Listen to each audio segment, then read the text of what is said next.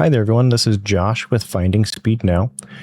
I'm going to be doing a series with track guides, and we are going to be going over different setup kind of options, what you can do to be able to improve your chances at getting good lap times for qualification and the longer race aspect. Even though with Martinsville that we're doing today, we are not going to be able to do long runs normally. That's not really a thing there.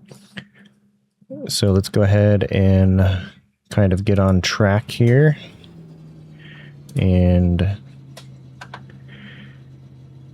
we'll go back to our setups page. In the garage, your default setting for the brake bias is going to be 65% with the iRacing setup. For the qualification, you want to decrease that number to be able to move your brakes to the rear a little bit more, so you're going to get a little bit more turn in when you're going around and using the trail braking that you need to use. So let's go ahead and hop into the car. We'll see how we can do here. Hopefully I don't make too many mistakes. When you're coming in on the initial entry, you want to go in a little bit wide and then get a longer runoff. Nice gentle throttle. I'll go over the brake points a little bit once we are starting the track analysis. You're going to be braking to about 50%, tailing off, trying to keep yourself down. You want to make sure you get pointed down like that, nice and early. Then it allows you to get on the throttle.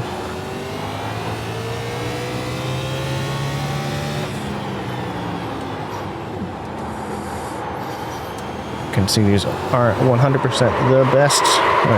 I was a little bit too aggressive on the throttle there, but we can go back and analyze that and see what I did wrong on that last part and kind of what to do. So let's go back.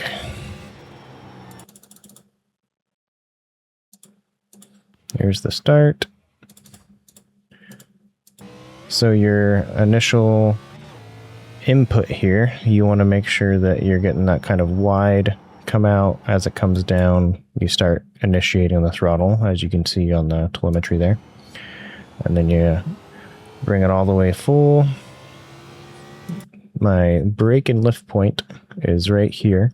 It's a good, easy thing to be able to see and notice. As you can see, I'll go back.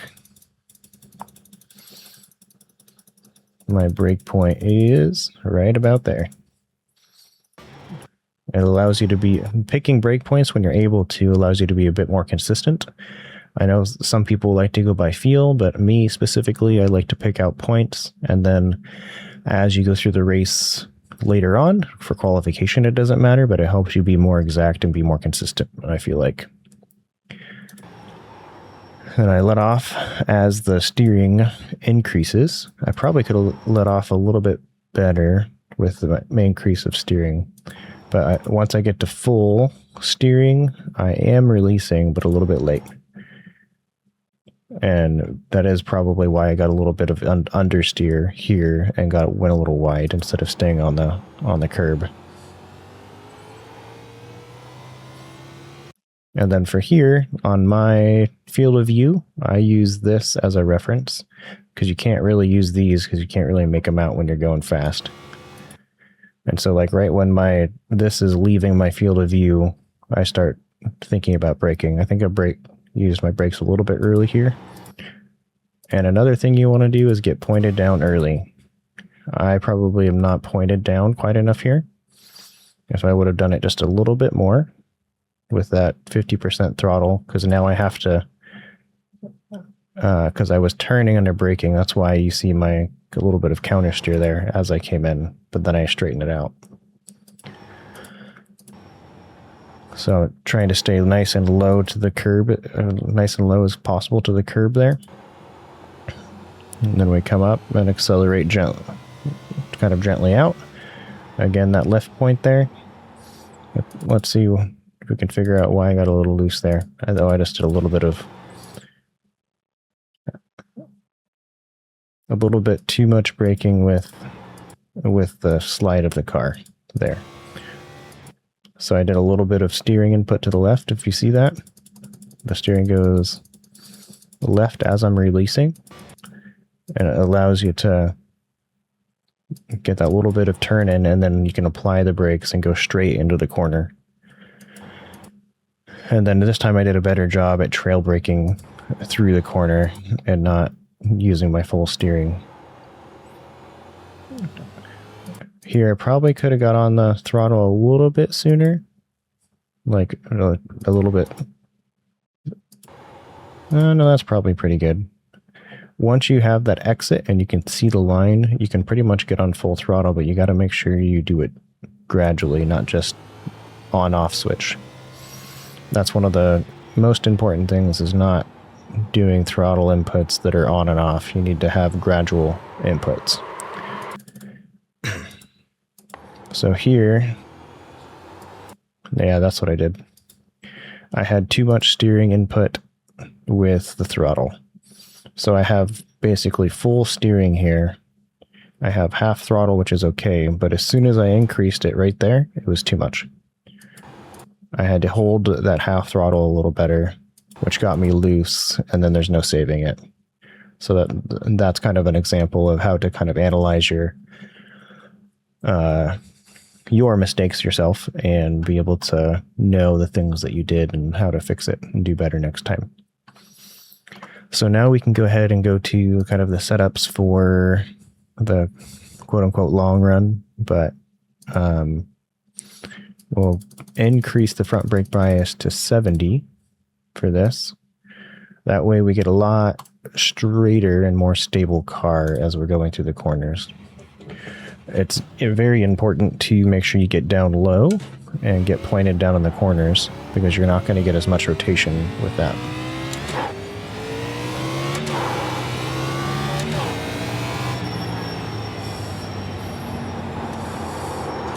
Just like that.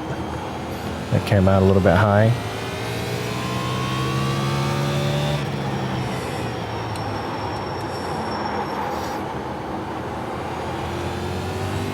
Let's see if we can get better hold there.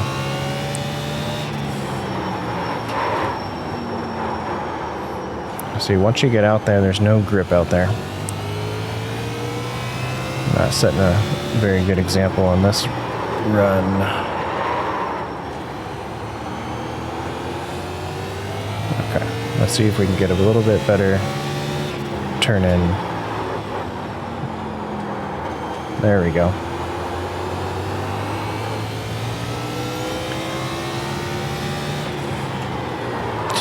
Overdrove that corner. Almost able to make it back up.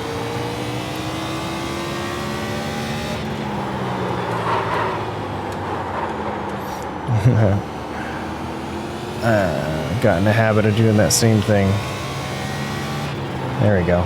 This will be better. See how I waited on the throttle there and it actually came down a little bit to be able to stay on here.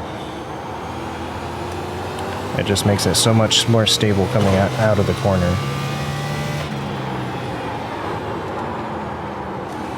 There we go. That was a bit better.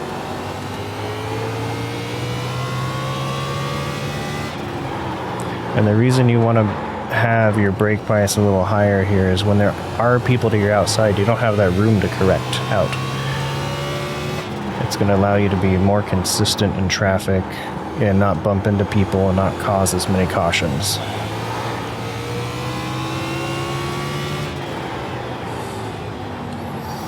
One thing that you could think about doing is making sure you have a button programmed on your steering wheel. I guess you could do it on your keyboard as well, but that probably wouldn't be quite as useful. So let's kind of go over I'll go over real quick how to do that, and then I'll get into those laps, and we'll go over a few of them and kind of go where I went too deep or what to do better. So I went to the wrong spot. In your settings, if you go to keybinds, and then you're going to look at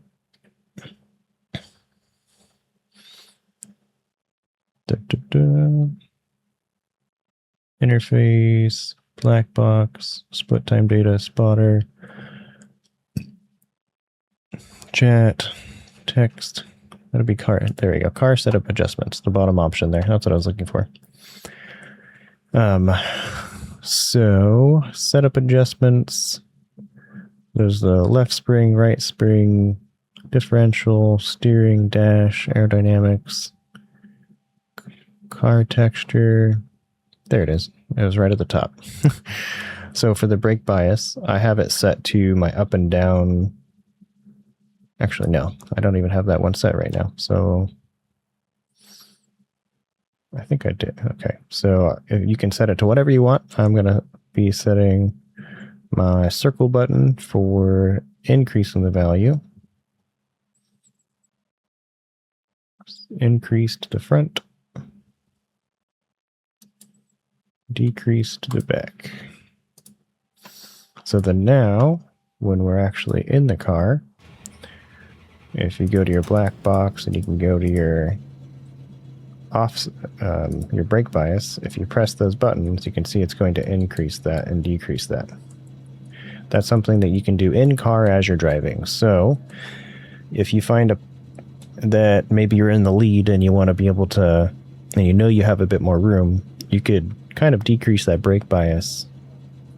You can bring it down up to 3%, and that could allow you to be a little bit more stable under braking, more unstable under braking, maybe get you a little bit more speed and allow you to kind of adjust throughout the race as well. So let's go back into the replay real quick, and we'll go over a couple laps. I think these were some of my better ones right here. Yeah.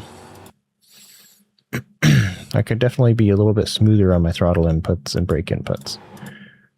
So here, as you can see, my brake point is right here. It's still pretty much the same. I have a bit more brake pressure. It looks like it was about 60%. Then I dropped down, trail braked a little bit. I could probably trail brake a little bit more because you can see you got on the throttle a little bit too early there and had to drop it off. So if I just held that brake just like 2% a little bit longer, I can get on the throttle and start accelerating faster.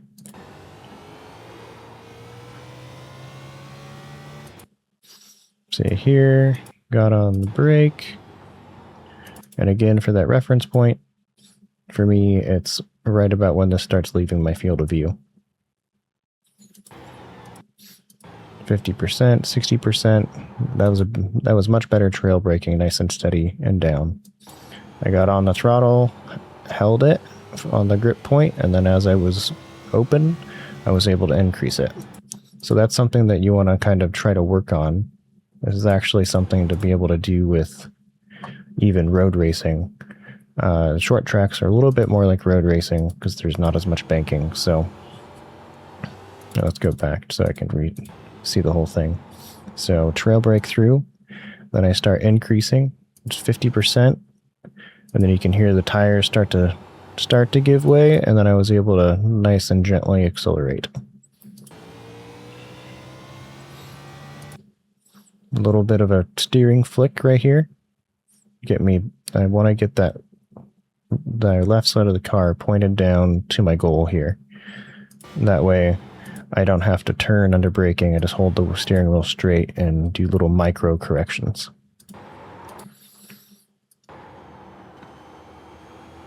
There we go. That trail braking through. And then that was it. So I appreciate you guys for watching. And if you guys have any tips or tricks that you guys use for qualification or long runs on Martinsville or just in general, or have any ideas for me to cover in the future or want me to cover that I didn't, just go ahead and make a comment, and I will see you on my streams on Twitch. That's same name, Finding Speed Now.